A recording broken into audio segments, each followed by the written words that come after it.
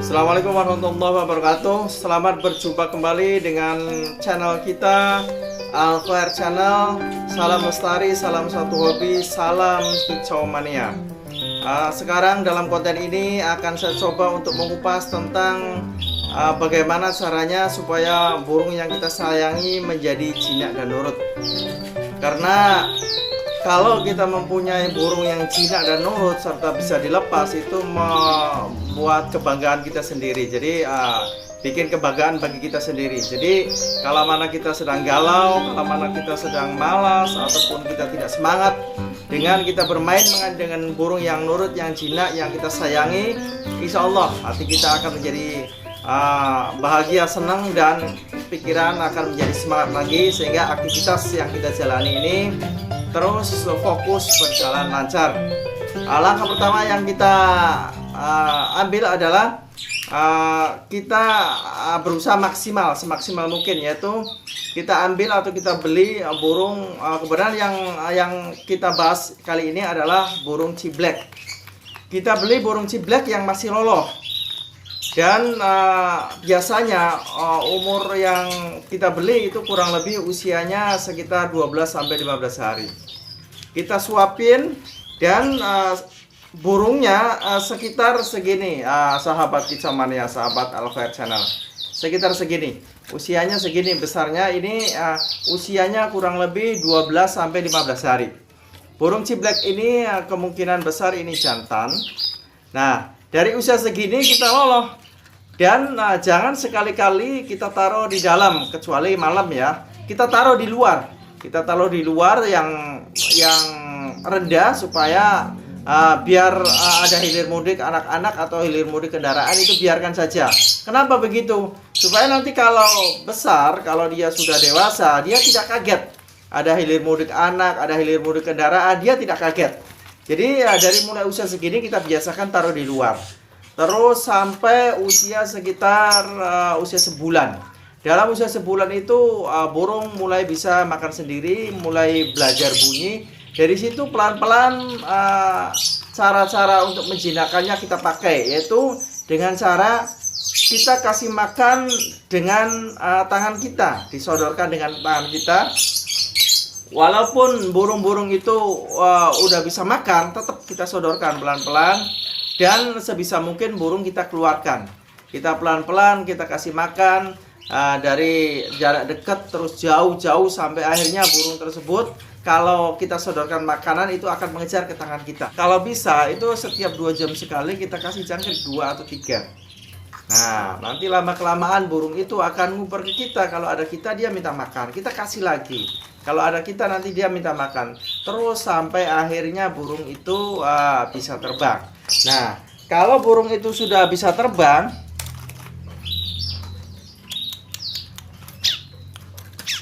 nanti sekitar segini usianya. Ini sekitar usia 2 bulanan. Nanti kalau seumpama udah bisa terbang, terus aja kita suapkan, kita kasih makan dari jarak dekat. Terus nanti kalaupun dia taruh di agak jauh, sekitar berapa meter, terus kita panggil, kita sodorkan makanannya, lama-lama dia akan mendekat. Terus dibiasakan kayak gitu tiap hari berbulan-bulan. Nanti lama-lama burung itu akan jinak dan nurut, dan bahkan akan menuruti apa yang kita mau. Syaratnya adalah harus sabar. Ya, kitanya harus sabar, harus teliti, sehingga nanti burung-burung yang kita sayang itu akan menjadi nurut, dan menjadi kebanggaan tersendiri bagi kita. Bisa mungkin burung yang akan kita jadikan untuk burung jinak itu ya, yang contoh yang kita bahas kali ini adalah ciblek. Ciblek yang akan kita jadikan ciblek yang jinak itu kita kasih nama. Contoh namanya banyak. Contoh petir, panglima, atau apa sajalah yang sekiranya nama itu singkat, jelas, dan menjadi lambang-lambang kekuatan atau apa, sehingga kalau mana kita terus-menerus memanggil burung itu, akan terekam di memori burung itu. Dan bukan hal yang tidak mungkin. Kalau mana kita memanggil burung itu akan mendekat, akan nurut, akan mau dia seolah-olah diperintah sama kita. Padahal itu hanya kebiasaan. Contohnya yang sekarang kita bahas ini adalah kebetulan si black betina. Namanya ini Siti ya. Saya kasih nama Siti. Ini adalah si Siti. Saya pelihara baru sekitar 2 minggu. Memang untuk menjinakkan burung itu perlu sesuatu dari hati ya, supaya dia itu ke kita itu rasanya, hatinya dia itu menyatu, sehingga dia merasa dekat. Kalau si burung itu sudah merasa dekat, dia tidak akan lari kalau kita dekati. Bahkan kalau kita tangkap pun dia akan nurut. Jadi diusahakan setiap makan itu kita sodorkan atau kita suapi. Karena dengan begitu si burung itu akan merasa sangat dekat dengan kita.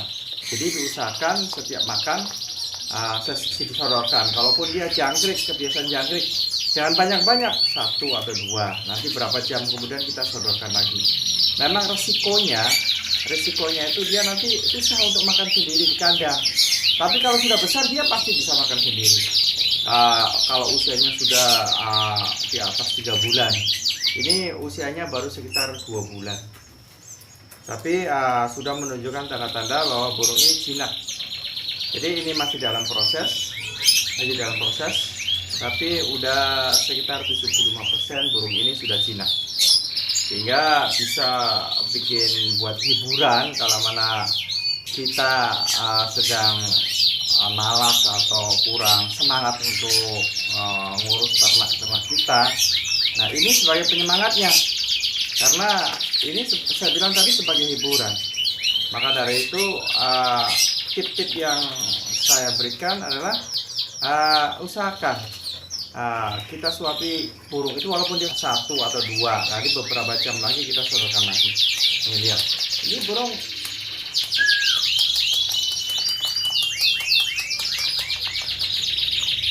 kalau kita tangkap pun dia akan diam ya. Kalau kita tangkap pun dia akan diam. Dia dielus-elus pun akan diam. Kalau dia berontak, jangan kita mengencangkan untuk menangkapnya. Udah dikendorkan saja, terus dielus-elus aja. Cuman juga kita harus sering kalau bahasa Jawa sih di-stacking gitu lah. Di-stacking, kita harus merasa deket. Terus kalau kita luang itu sering dilepas. Nah, sering dilepas terus kita kasih makan di luar. Jadi kita sodorkan di luar, tapi jangan di dalam kandang. Nanti kalaupun kita sibuk, nanti siang atau habis zuhur kita masukin kandang lagi. Si Siti ini seakan dia tidak rela kalau saya ngasih makan burung-burung yang lain. Dia mendekat. Kadang-kadang dia matuk-matuk atau gimana, dia tidak rela. Jadi dia sudah menunjukkan rasa kedekatannya dengan saya itu. Dia ada rasa cemburu. Kalau saya pegang burung yang lain juga saya tangkap nih burungnya. Tangkap ya. Saya tangkap burung. Dia patukin karena dia nggak suka gitu loh. Dia nggak suka saya dekat-dekat dengan burung lain. Pengennya sama dia. Kalaupun saya bawa burung jalan, diuber. Kalau saya pegang burung aja pasti dipatok. Tuh, pasti dipatokin. Dia menunjukkan rasa cemburunya. Itu dia sudah mulai nampak kejinakan dari dia itu. Nanti suatu saat kalau kita terus aja dengan telaten, ikhlas, insya Allah nanti burung ini bisa saja kemanapun kita pergi dia ngikut. Kita keluar kemana, kita jalan, kita naik motor, dia ngikut. Bisa juga. Kalau ini proses udah sampai maksimal, karena ini masih dalam proses penjinakan. Tapi seperti yang saya bilang tadi, bahwa ini sudah menunjukkan tanda-tanda kejinakan. Jadi sudah bisa membuat hati kita bahagia. Itu. Dan kandangnya kalau bisa jangan berganti-ganti. Kandang itu aja cukup. Seumpama kandang itu yang ini ya. Yang ini kandang itu warnanya hijau. Ini kandang dia, kandang di situ. Ya udah ini aja cukup, jangan ganti. Udah biarin, jelek juga biarin. Ini kan tujuannya menjinakkan burung. Judulnya itu menjinakkan burung. Nanti burung-burung yang kita sukai itu dia akan menyatu dengan kita, berbalik ke kita. Kita panggil dia mendekat, kita setekin ya, kita sodorin pakan juga dia nurut, jinak. Jadi harus banyak bersabar, melatih diri supaya burung-burung itu tidak kaget. Kalau kitanya nggak sabaran susah. Makanya dengan memelihara burung supaya jinak itu banyak sekali nilai-nilai yang bisa kita ambil. Contohnya kita belajar ikhlas, kita belajar sabar, kita belajar telaten. Itu banyak sekali hikmah yang bisa kita dapat dengan menjinakkan burung itu. Kedewasaan pun kita akan bertambah. Jadi itulah tips dari saya. Semoga ini sangat bermanfaat buat rekan-rekan semua. Jangan lupa subscribe, tekan lonceng, like, dan komen yang positif. Assalamualaikum warahmatullahi wabarakatuh.